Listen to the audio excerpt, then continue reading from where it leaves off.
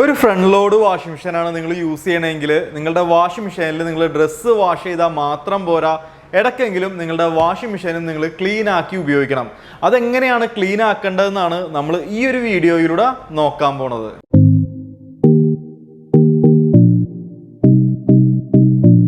ഒരു front load washing മെഷീനാണ് നിങ്ങൾ വാങ്ങാൻ ഉദ്ദേശിക്കുന്നതെങ്കിൽ, ഒരു ഫ്രണ്ട് ലോഡ് വാഷിംഗ് മെഷീനാണ് നിങ്ങൾ ഉപയോഗിക്കുന്നതെങ്കിൽ ഞാൻ ഈ പറയണ കാര്യങ്ങൾ നിങ്ങളൊന്ന് മനസ്സിൽ വെച്ചേക്കാം. 3 ടൈപ്പ് വാഷിംഗ് മെഷീനിൽ ഏറ്റവും പ്രൈസിങ് കൂടുതൽ വരുന്നത് ഈ ഒരു ഫ്രണ്ട് ലോഡ് വാഷിംഗ് മെഷീനാണ്. 3 ടൈപ്പ് വാഷിംഗ് മെഷീനിൽ ഏറ്റവും കൂടുതൽ വാഷിംഗ് ക്വാളിറ്റി കിട്ടുന്നത് ഈ ഒരു ഫ്രണ്ട് ലോഡ് വാഷിംഗ് മെഷീനായിരിക്കും. 3 ടൈപ്പ് വാഷിംഗ് മെഷീനിൽ കംപ്ലൈൻറ്റ് വന്നിട്ടുണ്ടെങ്കിൽ ഏറ്റവും കൂടുതൽ കോസ്റ്റും വരുന്നത് ഈ ഒരു ഫ്രണ്ട് ലോഡ് വാഷിംഗ് മെഷീനിലായിരിക്കും. അതുകൊണ്ട് തന്നെ സൂക്ഷിച്ച് വളരെ സമാധാനത്തിൽ വേണം നിങ്ങളുടെ വാഷിംഗ് മെഷീൻ നിങ്ങൾ ഉപയോഗിക്കാനായിട്ട്, നിങ്ങൾ യൂസ് ചെയ്യാനായിട്ട്. എപ്പോഴും നിങ്ങളുടെ വാഷിംഗ് മെഷീൻ നിങ്ങൾ വൃത്തിയായിട്ട് ക്ലീൻ ആക്കി നിങ്ങൾ യൂസ് ചെയ്യണം. ആദ്യം നമ്മൾ ക്ലീൻ ആക്കാൻ പോണത് ഈ ഒരു സോപ്പ് പൊടിയൊക്കെ ഇടുന്ന ഈ ഒരു ട്രേയുടെ ഈ ഒരു ഭാഗമാണ്.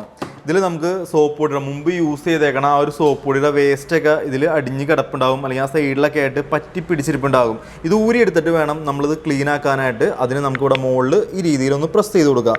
എന്നിട്ട് നേരെ മുമ്പോട്ട് വലിച്ച് നമുക്ക് ഈ രീതിയിൽ ഊരിയെടുക്കാനായിട്ട് സാധിക്കും. ഒരു ബ്രഷ് ഉപയോഗിച്ചിട്ട് ഇതിൻ്റെ ഉൾവശമൊക്കെ ഒന്ന് സ്ക്രബ് ചെയ്ത് അത് ക്ലീൻ ആക്കുക. അതുപോലെ തന്നെ നമുക്കിത് വെക്കണ ഈ ഒരു പൊസിഷനും ഈ ഒരു ഭാഗത്തും ഇതിൻ്റെ ഉള്ളിലും അഴുക്കിരിപ്പുണ്ടാകും, അല്ലെങ്കിൽ സോപ്പ് പൊടിയുടെ വേസ്റ്റ് ഇരിപ്പുണ്ടാകും. അതും നിങ്ങൾ ക്ലീൻ ആക്കി കൊടുക്കുക. അതിനുശേഷം ഇത് നേരെ മുകളിലേക്ക് ഈ രീതിയിൽ തന്നെ അത് സെറ്റ് ചെയ്ത് കൊടുക്കുക. നേരെ അത് അടച്ച് വെക്കരുത്, തുറന്ന് വെക്കുക. ഒന്ന് ഉണങ്ങണ വരെ അത് ഈ രീതിയിൽ തന്നെ അത് തുറന്ന് വെക്കുക. നിങ്ങൾക്കൊരു കാര്യം അറിയാമോ? നമ്മുടെ ഒരു ഫ്രണ്ട് ലോഡ് വാഷിംഗ് മെഷീൻ്റെ ഏറ്റവും പെട്ടെന്ന് തുരുമ്പ് പിടിക്കണത് ഈ ഒരു സോപ്പ് പൊടി ഇടുന്ന ട്രേയുടെ തൊട്ട് താഴത്തായിട്ട് ഈ ഒരു ഭാഗത്തായിരിക്കും. അതിനുള്ള കാരണം എന്താണെന്ന് വെച്ചിട്ടുണ്ടെങ്കിൽ, നമ്മൾ ഇതിലേക്ക് ഈ ഒരു ട്രേയിലേക്ക് നമ്മൾ ആവശ്യത്തിന് സോപ്പ് പൊടി ഇടുന്നു, വെള്ളം ഇതിലേക്ക് വരുന്നു, വെള്ളവും സോപ്പ് പൊടിയും കൂടി നേരെ ഈ ഡ്രമ്മിലേക്ക് പോകണം. ഇതാണ് ഈ ഒരു വാഷിംഗ് മെഷീൻ്റെ അല്ലെങ്കിൽ ഇതിൻ്റെ പ്രവർത്തനം വരുന്നത്. നമ്മൾ ഈ ഒരു ട്രേയിൽ ഒത്തിരി സോപ്പ് പൊടി ഇടുകയാണ്, അല്ലെങ്കിൽ നിറച്ചും സോപ്പ് പൊടി ഇടുകയാണ്, അല്ലെങ്കിൽ നിറച്ചും ലിക്വിഡ് ഒഴിച്ചു കൊടുക്കുകയാണെന്നുണ്ടെങ്കിൽ വെള്ളം വരുമ്പോൾ ആ വെള്ളവും നമുക്ക് ആ ഒരു സോപ്പ് പൊടി അല്ലെങ്കിൽ ആ ലിക്വിഡും കൂടി നേരെ പുറത്തോട്ട് വീഴാനുള്ള ചാൻസ് ഉണ്ട്. സ്വാഭാവികമായിട്ട് അങ്ങനെ പുറത്തോട്ട് വീഴും, ബാക്കിയുള്ളത് ഡ്രമ്മിലേക്കും പോകും. അങ്ങനെ ഒത്തിരി പ്രാവശ്യം ഇത് ആവർത്തിക്കുകയാണെന്നുണ്ടെങ്കിൽ ആ സോപ്പ് പൊടിയൊക്കെ പുറത്തോട്ട് വരികയാണെന്നുണ്ടെങ്കിൽ, സോപ്പ് പൊടി എന്ന് പറയുന്നത് കെമിക്കലാണ്. സ്വാഭാവികമായിട്ട് ഈ ഒരു വാഷിംഗ് മെഷീൻ്റെ ഈ ഒരു പെയിൻ്റൊക്കെ പൊളച്ച് പോകാനും അത് പോവാനും വേഗം അത് തുരുമ്പ് പിടിക്കാനും അത് കാരണമാകും. അതുകൊണ്ട് തന്നെ നിങ്ങൾ വാഷിംഗ് മെഷീനിൽ സോപ്പ് പൊടി ഇടുമ്പോൾ വളരെ കുറച്ച് മാത്രം നിങ്ങൾ സോപ്പ് പൊടി ഇടാൻ ശ്രദ്ധിക്കുക. കൂടുതൽ സോപ്പ് പൊടി ഇട്ടുണ്ടെങ്കിൽ നിങ്ങളുടെ ഡ്രസ്സും ചീത്തയായി പോകും, നിങ്ങളുടെ വാഷിംഗ് മെഷീൻ്റെ ഡ്രമ്മും ചീത്തയായി പോകും, നിങ്ങളുടെ വാഷിംഗ് മെഷീൻ തുരുമ്പും പിടിക്കും. പിന്നെ ഈ ഒരു താഴ്ഭാഗത്തും തുരുമ്പ് പിടിക്കാറുണ്ട്. അതെങ്ങനെയെന്ന് വെച്ചിട്ടുണ്ടെങ്കിൽ, നമുക്ക് വെള്ളമൊക്കെ ഇങ്ങോട്ട് ഇവിടെ നിന്ന് ഒലിച്ചിറങ്ങുമ്പോൾ നേരെ ഇവിടെ വന്നത് പറ്റി പിടിച്ചിരിക്കും. ഈ ഒരു വെട്ട് പോലുള്ള ഭാഗങ്ങളിൽ പറ്റി പിടിച്ചിരുന്നിട്ട് ഈ ഭാഗത്തും വാഷിംഗ് മെഷീനിൽ തുരുമ്പ് പിടിക്കാറുണ്ട്. നിങ്ങൾ ശ്രദ്ധിക്കുക. നിങ്ങൾ വാഷിംഗ് മെഷീൻ വാങ്ങുന്ന ടൈമിൽ സിൽവർ കളർ എടുക്കുകയാണെന്നുണ്ടെങ്കിൽ, വൈറ്റിന് പകരം സിൽവർ കളർ എടുക്കുകയാണെന്നുണ്ടെങ്കിൽ കുറച്ചുകൂടി തുരുമ്പ് പിടിക്കാനുള്ള ചാൻസ് കുറവായിരിക്കും. പിന്നെ കുറച്ചുകൂടി മെനയായിട്ട് നമ്മുടെ വാഷിംഗ് മെഷീൻ എപ്പോഴും കാണാൻ പറ്റും. അധികം അഴുക്കൊക്കെ പിടിച്ചാലും ഇച്ചിരി മെനയായിട്ട് നമുക്കത് കാണാൻ സാധിക്കും. പെട്ടെന്ന് തുരുമ്പും പിടിക്കൂല. പൈസ കൂടുതലായിരിക്കും വൈറ്റിനെ അപേക്ഷിച്ച്. ഒരു 2000-2500 രൂപ സിൽവർ കളറിന് എപ്പോഴും കൂടുതലായിരിക്കും. എല്ലാ മോഡലിലും നമുക്ക് സിൽവർ കളറും വൈറ്റും വരുന്നുണ്ട്. രണ്ടാമതായിട്ട് നമ്മൾ ക്ലീൻ ആക്കാൻ പോണത് നമ്മളുടെ വാഷിംഗ് മെഷീൻ്റെ ആ ഒരു വെള്ളം കണക്ട് ചെയ്തേക്കുന്ന ഒരു ഓസ് വരുന്നുണ്ട്. അതിൻ്റെ ഉള്ളിലൊരു ഫിൽറ്റർ, അതിൻ്റെ ഉള്ളിൽ എന്ന് പറയുമ്പോൾ വാഷിംഗ് മെഷീൻ്റെ ഉള്ളിലായിട്ട് ഒരു ഫിൽറ്റർ വരുന്നുണ്ട്. ഈ ഒരു ഫിൽറ്റർ നമ്മൾ പ്ലെയർ ഉപയോഗിച്ചിട്ട് ഊരിയെടുക്കുക. നമുക്ക് വെള്ളത്തിലുണ്ടാവുന്ന കരടുകളൊക്കെ വാഷിംഗ് മെഷീനിലേക്ക് പോവാതിരിക്കാൻ വേണ്ടിയാണ് ഈ ഒരു ഫിൽറ്റർ കൊടുത്തേക്കണത്. അപ്പോൾ ഇത് നല്ല രീതിയിലൊന്ന് വാഷ് ചെയ്ത് കൊടുക്കുക, എന്നിട്ട് വീണ്ടും അവിടെ തന്നെ സെറ്റ് ചെയ്യുക. പിന്നെ ഈ ഒരു ഓസ് സെറ്റ് ചെയ്യണേക്കാൾ മുമ്പായിട്ട് ഇതിൻ്റെ ഉള്ളിൽ ഒരു കറുത്ത വാഷർ വരുന്നുണ്ട്. അത് അവിടെ തന്നെ ഇല്ലേന്ന് നിങ്ങൾ ഉറപ്പ് വരുത്തണം. അതിനുശേഷം വേണം അത് സെറ്റ് ചെയ്യാനായിട്ട്. ആ വാഷർ ഇല്ലാണ്ട് നിങ്ങളത് സെറ്റ് ചെയ്യണമെങ്കിൽ വെള്ളം ഒക്കെ പുറത്തോട്ട് വരും. എന്ന് വെച്ചാൽ നമ്മൾ വെള്ളം വാഷിംഗ് മെഷീൻ എടുക്കുന്ന ടൈമിൽ ആ വെള്ളമൊക്കെ പുറത്തോട്ട് പോകും. അടുത്തത് നമ്മുടെ ഡോറിൻ്റെ ഈ ഒരു ഗ്ലാസ്സിൽ അത്യാവശ്യം പൊടികളൊക്കെ ഇരിപ്പുണ്ടാകും. അപ്പോൾ അത് നിങ്ങളൊരു തുണി ഉപയോഗിച്ചിട്ട് നിങ്ങൾ തുടച്ചു കൊടുക്കുക. അതിനുശേഷം ഡോർ ഓപ്പൺ ആക്കുക.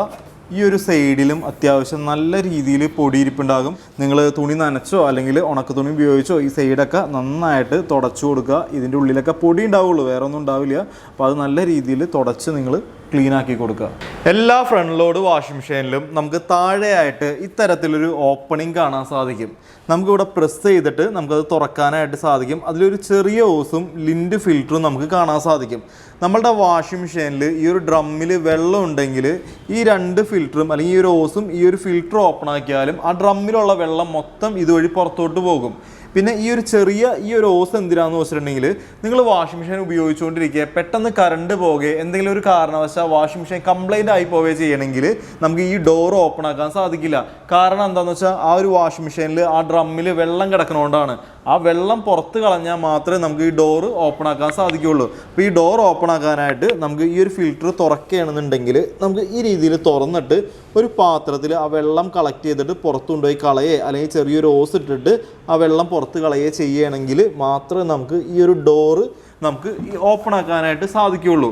പിന്നെ ഈ ലിൻഡ് ഫിൽറ്റർ എന്തിനാണെന്ന് വെച്ചിട്ടുണ്ടെങ്കിൽ നിങ്ങൾ യൂസ് ചെയ്യുന്ന ടൈമിൽ, ഡ്രസ്സ് അലക്കുന്ന ടൈമിൽ നിങ്ങളുടെ ഡ്രസ്സിൽ കോയിനുകളോ പിന്നൊക്കെ ഉണ്ടെങ്കിൽ അത് ആ ഡ്രമ്മിൽ പോവുകയാണെങ്കിൽ അതൊക്കെ കളക്ട് ചെയ്യണത് ഈ ഒരു ലിൻഡ് ഫിൽറ്ററിൻ്റെ അകത്തായിരിക്കും. ഇത് തുറക്കുകയാണെന്നുണ്ടെങ്കിൽ നമുക്ക് ആ കോയിനുകളോ കാര്യങ്ങളൊക്കെ ഉണ്ടെങ്കിൽ നമുക്ക് ഇതുവഴി കളക്ട് ചെയ്യാനായിട്ട് സാധിക്കും. നിങ്ങൾ വാഷ് ചെയ്യുന്ന ടൈമിൽ ഡ്രസ്സിൽ കോയിനും പിന്നൊന്നും ഇല്ലയെന്ന് നിങ്ങൾ ഉറപ്പ് വരുത്തണം, അത് നിർബന്ധമാണ്.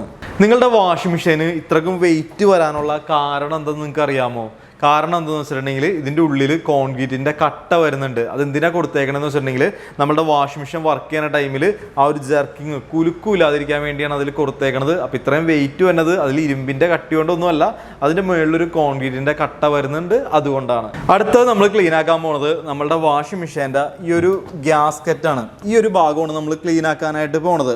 വളരെ സൂക്ഷിച്ച് വേണം നമ്മളിത് ക്ലീൻ ആക്കാനായിട്ട്. റബ്ബറാണ് മെറ്റീരിയൽ വരുന്നത്, അപ്പോൾ കീറി പോകാനൊക്കെ ചാൻസ് ഉണ്ട്.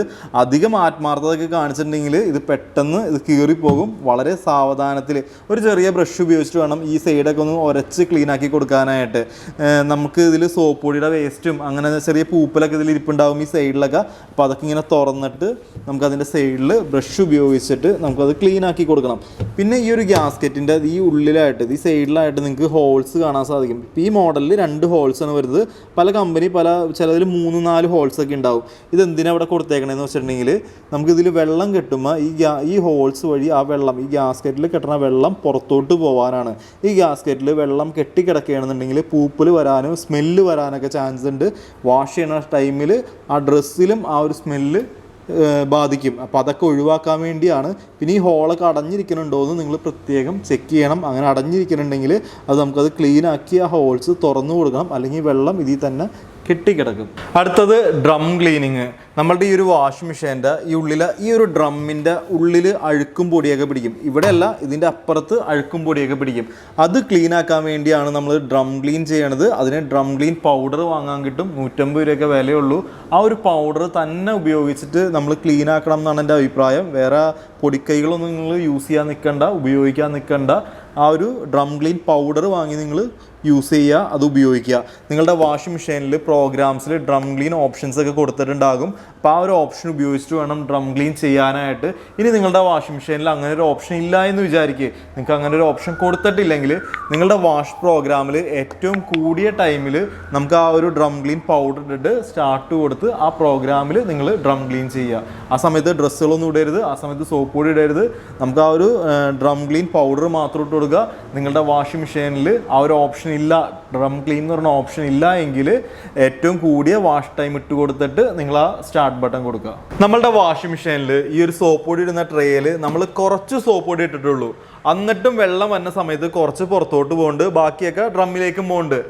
എന്നാലും എന്ന് വെച്ചാൽ കുറച്ച് സോപ്പ് പൊടി ഇട്ടിട്ട് പോലും ആ വെള്ളം പുറത്തോട്ട് വരുന്നുണ്ടെങ്കിൽ നിങ്ങൾ ചെയ്യേണ്ടത് എന്താണെന്ന് വെച്ചിട്ടുണ്ടെങ്കിൽ നമ്മളുടെ വാഷിംഗ് മെഷീൻ നമുക്ക് ചെരിച്ച് പിടിച്ചിട്ട് അതിൻ്റെ ലെഗ് നിങ്ങൾ ലൂസാക്കി കൊടുക്കുക. അപ്പോൾ ഈ ഫ്രണ്ട് ഭാഗം കുറച്ച് ഹൈറ്റിലും ബാക്ക് കുറച്ച് സ്ലോപ്പായിട്ടും കിട്ടും. ഈ രീതിയിൽ വേണം ശരിക്കും നമ്മുടെ front load washing machines set ചെയ്യാനായിട്ട്. കമ്പനിയുടെ ടെക്നീഷ്യൻ വന്ന് സെറ്റ് ചെയ്യുമ്പോൾ ശരിക്കും ആ രീതിയിൽ അവരാണത് സെറ്റ് ചെയ്ത് തരേണ്ടത്. പലരും ചോദിക്കുന്ന ഒരു കാര്യമാണ് നമ്മളുടെ വാഷിംഗ് മെഷീൻ മൂടിയിട്ട് ഉപയോഗിക്കാമോ എന്നുള്ളത്. നിങ്ങൾ മൂടിയിട്ട് ഉപയോഗിച്ചോന്നേ നമ്മുടെ വാഷിംഗ് മെഷീൻ അല്ലേ. പിന്നെ ഒരു കാര്യം ശ്രദ്ധിക്കേണ്ടത് എന്താണെന്ന് വെച്ചിട്ടുണ്ടെങ്കിൽ വാഷിംഗ് കഴിഞ്ഞ് അപ്പം തന്നെ നിങ്ങൾ മൂടിയിടാൻ നിൽക്കരുത്. വാഷിംഗ് മെഷീനിൽ വാഷിംഗ് കഴിഞ്ഞിട്ട് നിങ്ങളുടെ വാഷിംഗ് മെഷീൻ്റെ ഡോറ് ഓപ്പൺ ആക്കിയിടുക. അതുപോലെ തന്നെ സോപ്പ് പൊടി ഇടുന്ന ട്രേ നിങ്ങൾ ക്ലീൻ ആക്കിയതിന് ശേഷം ഓപ്പൺ ആക്കി വെക്കാം. ഒന്ന് ഉണങ്ങിയതിന് ശേഷം നിങ്ങൾ കവറിട്ട് മൂടി വെച്ചോ. ഞാൻ ഈ പറഞ്ഞ ക്രമത്തിൽ തന്നെ നിങ്ങളുടെ വാഷിംഗ് മെഷീൻ ക്ലീൻ ആക്കണമെന്ന് നിർബന്ധമൊന്നുമില്ല. നിങ്ങളുടെ ഇഷ്ടം പോലെ നിങ്ങൾക്ക് ക്ലീൻ ആക്കാം കേട്ടോ. പിന്നെ നമ്മളൊരു പുതിയ വാഷിംഗ് മെഷീൻ വാങ്ങി കുറേ നാൾ ഉപയോഗിച്ച് കഴിയുമ്പോൾ ഇതിമേക്ക് ഈ കാണുന്ന സ്റ്റിക്കറുകൾ, ഇതിൻ്റെ ഇപ്പുറത്തൊക്കെ സ്റ്റിക്കറുകളൊക്കെ ഉണ്ടാവും. അതൊക്കെ പൊളിഞ്ഞു പോയിട്ട് ഭയങ്കര മെനകേടായിരിക്കും. അതിൻ്റെ ആ ഒരു പശയും പാടുകളൊക്കെ നിങ്ങൾക്ക് അതിലുണ്ടാകും. അപ്പോൾ അത് കളയാനായിട്ട് കുറച്ച് വെളിച്ചെണ്ണ എടുത്തിട്ട് തൂക്കുകയാണെന്നുണ്ടെങ്കിൽ ഇതിൻ്റെ ആ പാടും പശയൊക്കെ പോയിട്ട് നല്ല ക്ലീൻ ആയിട്ട് നമുക്ക് കിട്ടും. പിന്നെ ലാസ്റ്റായിട്ട് എനിക്ക് പറയാനുള്ളത്, നിങ്ങൾ എടുക്കുന്ന വാഷിംഗ് മെഷീൻ നല്ല കമ്പനി അല്ലെന്നുണ്ടെങ്കിൽ നിങ്ങൾ എത്ര ക്ലീൻ ആക്കിയാലും എത്ര സൂക്ഷിച്ചാലും ആ സാധനം കംപ്ലൈൻ്റ് ആയി പോകും. പിന്നെ കുറച്ച് ഭാഗ്യം ഉണ്ടെങ്കിൽ നിൽക്കുമെന്ന് മാത്രം.